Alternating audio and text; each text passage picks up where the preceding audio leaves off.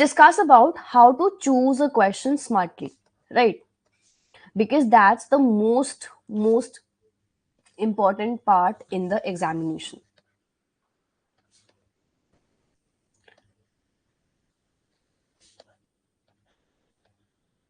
Yeah. So how to choose down a question in a smart manner. Now see, remember, like if you look into the paper pattern, you have part A, 20 questions in total, 15 can be done. In part B, 50 questions in total, 35 need to be done. Part C, 75 questions in total, 25 need to be done. Right. Now, in part C specifically, obviously in other parts also, but in part C specifically, you can see the importance of choosing the correct question. How to choose a correct question, that should be, or you should be focusing upon choice of the correct question in the main examination. Because if you choose a question correctly, chances of you solving them out and chances of you qualifying the examination will be increased. How to do that? The first part, which I've already had a discussion with you all, is the part C, scanning, right? You have to make sure that you're scanning the entire part very nicely. In the very beginning, you'll be getting a blank sheet. In the initial 5 to 7 minutes of your examination, scan the entire part, make a list of the number, type, and the unit from where the question has been asked, and then pinpoint upon the questions accordingly. Pinpoints upon the questions in the similar pattern, as in making sure that if you're having match the following questions asked, match the following questions need to be done on the first go. On the first go, in terms of making sure that if you have 10 match the following questions, and if you scan up the paper accordingly, make sure that out of these 10 questions, you're at least solving out 8. Reason being, they are of the highest scoring capacity. First, second, they are the easiest one.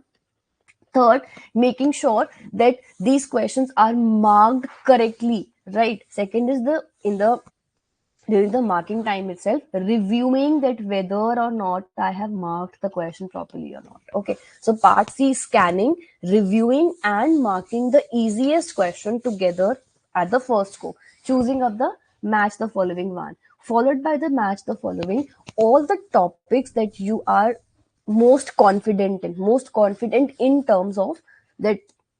For example, your plant physiology is very strong, your developmental biology is strong, or your cell biology is strong. Whatever is your comfort area, whatever is your strong area, make sure that all these things are dealt in the initial fresh mind time.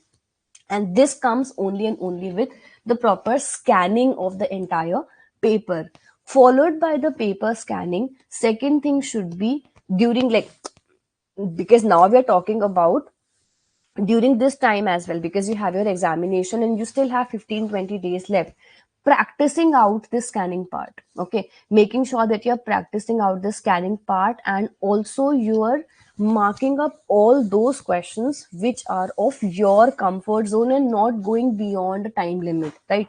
Managing out the time in the main examination is also important, which comes with the correct choice of question only.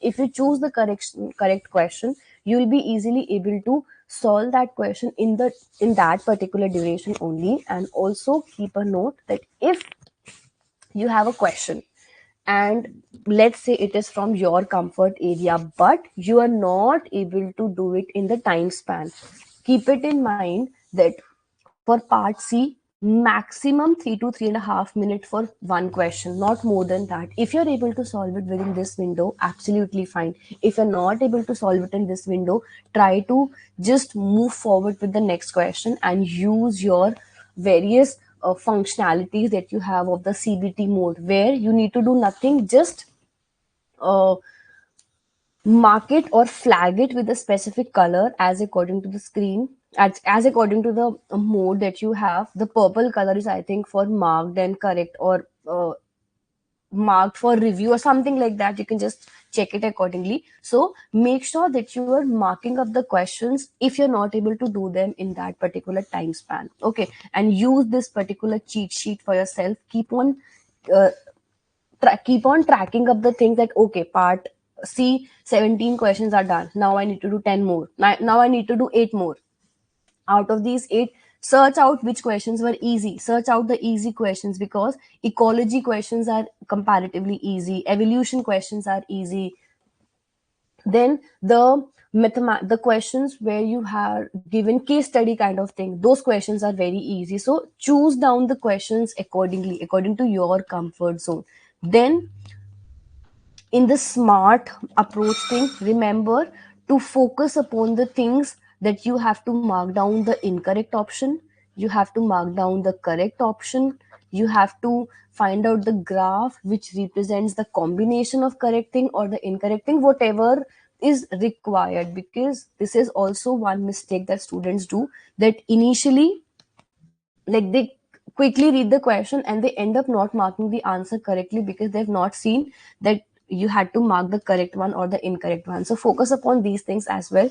That also comes under the smart approach thing only. Okay, then the graphical questions in terms of where you are given a case study and you have to analyze the graph or you have to analyze the thing accordingly. Even those questions are of easy level. They look difficult, but they are very easy. I'll be uploading a number of videos, we'll be discussing it in the classes a number of times, about the type, the way in which you should solve it, the format, and all those things possible. We'll do everything in a sequential manner. Okay, so this is how, or this should be your approach in the entire preparation, that how you have to choose down the question, scan them, observe the questions, read the questions properly, focus upon incorrect and correct part, practice out the scanning thing, choose the easy questions based on your comfort level. Keep in mind that match the following are of easy level.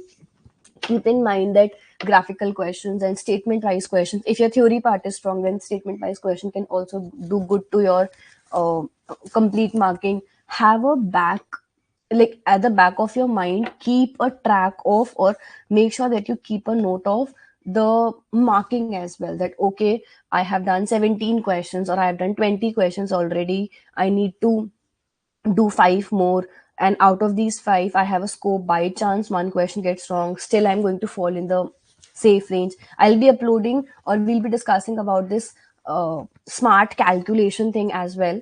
Wait for that particular thing, maybe tomorrow we'll be discussing it. So even that is going to help you out a lot. Having a proper calculative paper solution in the main examination is also very important. Don't go for any guesswork.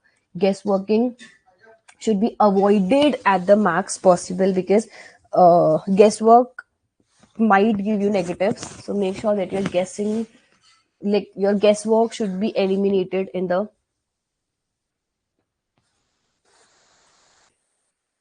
your guesswork should be uh, avoided in the best manner possible, right? So make sure that you remember that as well, right?